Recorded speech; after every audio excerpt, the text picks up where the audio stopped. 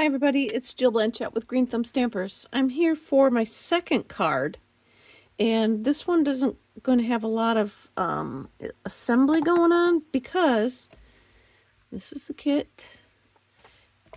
This is the card right here. Let me pull it up a little closer. Okay, and this came from right here on your box. And then this on the side came from the side. So let me just show you how I go about getting those out of there. So I just took my scissors, or you can take your X-Acto knife from your pick tool, and then I just went around it. And you don't need to go through very much of the wrapper, so I'll just show you. You just want to like score it enough to cut it.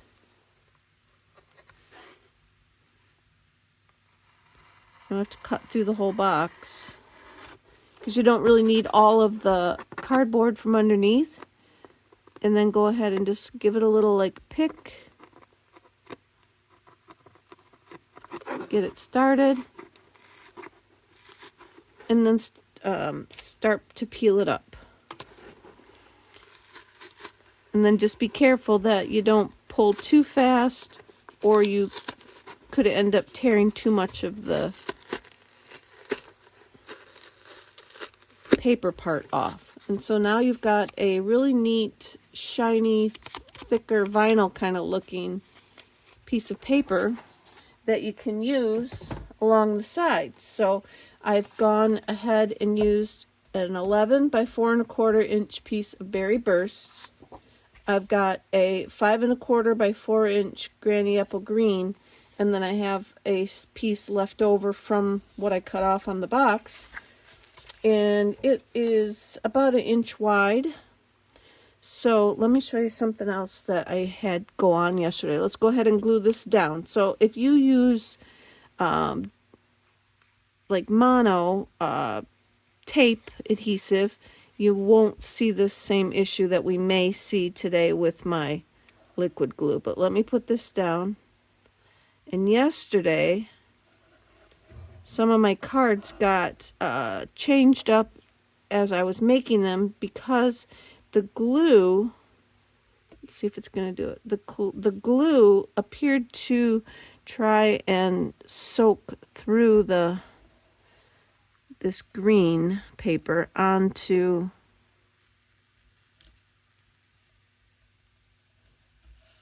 and show through. So you can sort of see it a little bit coming. May just depend how much glue I used yesterday. Maybe I used a lot more than what I got going on here today.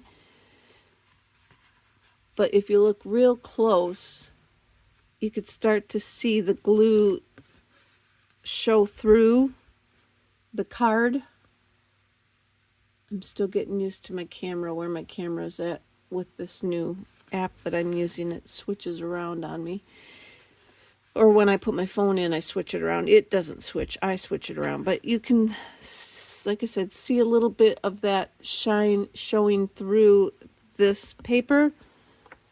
And this one was super bad yesterday, but it has since gone away. So I can't see it on there today. So don't be alarmed if you think you see it on there. It should be gone by tomorrow. So from here, I took this piece and I ran it through an embossing folder. I used one of the 3D Basics, the one with like the little flower pattern going on. Stars, I guess, kind of. There's bubbles, stars, and then like a hashtag mark. So I'll go and do that, and I'll be right back. This is the folder that I used. I don't know if it shows up very well or not. Oh, there it does. You could sort of see the pattern. This is in the online exclusives. So now you can really see where the glue is behind there. I hope you can see that. Oh, there.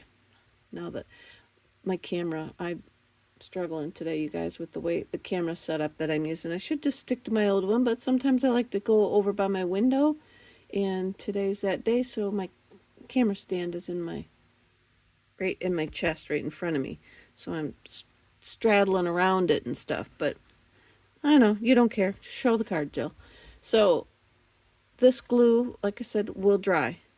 And then now, what you would do is go ahead and glue this onto the front of your card. And I'm not going to complete it because I don't have, until I come up with another idea, I don't have the pieces to complete it. So I cut my bunny out of the box, and then I trimmed around it real close with my scissors. All right. And then you'll want to take one of the wreaths that are in your kit, and then I cut it. So I laid my bunnies down, and I looked at where I could hide the ends. So I cut it, then I glued the bunny's nose to the one end, and then like down here by his tail to the other side, and then I moved this piece in and out till it looked like it was still in a circle, but yet it was wide enough that the bunny looked kind of proportioned inside there. Then I glued like that to his ears and his back over here, and then I flipped it over and I just put little dimensionals all around to pop it up and like on his ears, because this is very thin. It needs a lot of support, so fill them up with dimensionals on the back. I used one of these flag pieces and just put the Happy Easter on it, and then threw on some gems. Inside, you guys will see, though, I went ahead and used up one of the frames that came in the kit. If you're like me, and you thought that these were little pieces that you popped off this sheet, I thought that I could use them as like grass and just put this flower on the inside, but I didn't look at the kit that close. And this is a frame. This pops completely off. So I used this. You can see how small this was to begin with. Let me pop that out of there.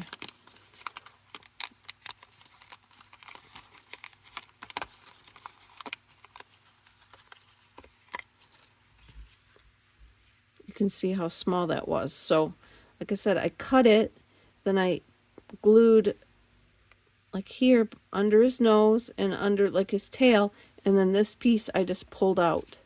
So cut it and then pull it out. That's what I did there.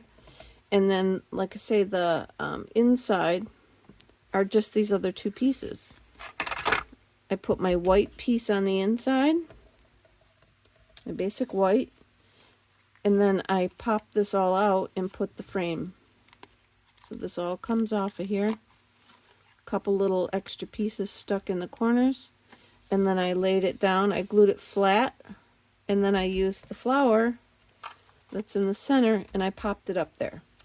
So while I don't exactly show you this card being made, I hope that I've explained it well enough without the bunny. And the other bunny that comes in the kit, or this one to stamp, is just way small. So I thought I would just explain it.